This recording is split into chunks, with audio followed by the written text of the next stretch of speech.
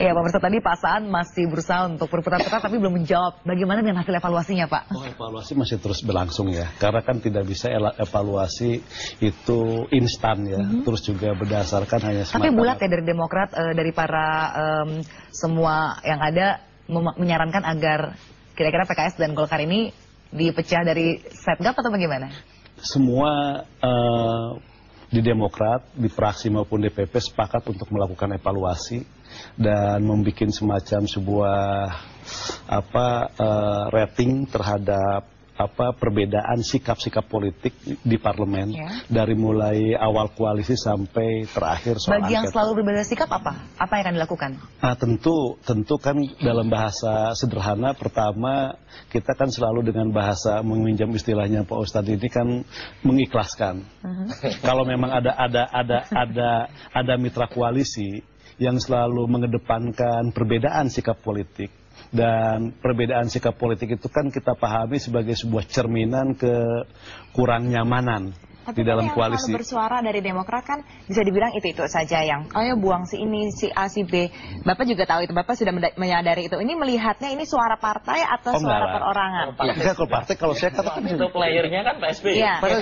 Kita dari partai, saya katakan dari mulai partai itu menurut saya sudah hampir firm lah kan gitu kan.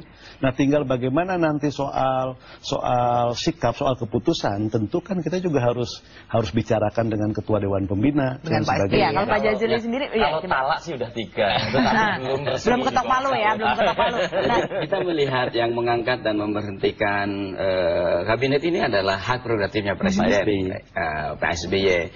Tentu juga yang berhak melakukan evaluasi juga Pak SBY. Persoalan Pak SBY mendelegasikan kepada siapa itu juga kewenangannya Pak SBY. Tapi Pak Jazuli sebenarnya sendiri melihat kader-kadernya yang ada di pemerintahan seperti apa? Pak Tifatul, Mensos. Kalau persoalan kita dievaluasi kinerjanya, saya kira partai politik manapun dia harus terbuka, tidak boleh menutup diri tentang evaluasi ini. Tapi persoalan yang ini saya melihat ada persoalan yang mendasar ya terkait dengan Mas Burhan yang dikatakan tadi. Sebenarnya mungkin yang perlu dievaluasi itu yang pertama adalah komunikasi kita di Setgap ini seperti apa. Saya selalu menganalogkan, karena teman-teman Demokrat juga ada yang pernah menganalogkan, ibarat bangunan keluarga. Ini bagaimana keluarga ini harus kokoh, komunikasi itu kan tentu harus bagus. Setiap langkah yang ingin ditetapkan oleh keluarga itu sebaiknya didiskusikan dulu. Jangan dilepas ke publik dulu, baru kita sama-sama diskusi. Pak Jazuli, tapi tidak panas ya rekan-rekan partai Anda mendengarkan kata-kata yang setiap hari minta Anda keluar? Setgap bagian dari persoalan. Ya. Karena dalam sistem presidensial dengan multipartai ekstrim itu tidak kompatibel. Itu kombinasi gado-gado ya, menurut banyak sekali ahli politik ya. Karena itu kalau misalnya kita mau membenahi akar persoalan munculnya ya sengkarut ya koalisi ini, maka harus disederhanakan jumlah kepartaian kita. Itu satu. Yang kedua, bikin saja 2 fraksi. Jadi semacam fractional threshold. Jadi kalau kemudian ada partai yang lolos PT, parliamentary threshold, itu tidak dengan sendirinya bisa membentuk fraksi sendiri. Bikin 2 fraksi, fraksi pemerintah dengan fraksi oposisi. Partai yang lolos PT itu boleh memilih antara 2 fraksi itu.